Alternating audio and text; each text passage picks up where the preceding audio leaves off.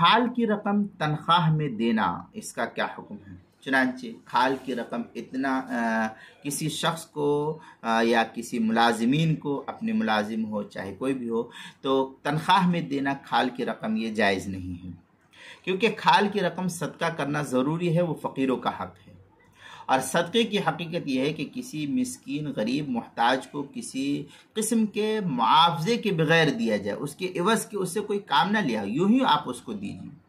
और अगर तनख्वाहों में दी गई तो उजरत हो जाएगी, फिर तो ये देना जायज़ नहीं होगा। और अगर मालदार को दिया जाएगा तो हिबा होगा, सदका नहीं होगा, तो उसको समझा जाएगा कि ये हदिया कर दिया है।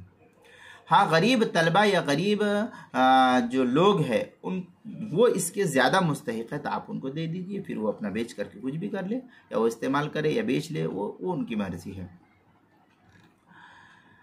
चुनांचे फतवा शामिया में है तसद्दक़ बिजिल्दिहा और यामल मिन्हु, फतवा शामी जिल्द नंबर 6 सफ़ा नंबर 328, अल-बहर राइक जिल्द नंबर 8 सफ़ा नंबर 178 पर इसको नकल किया है।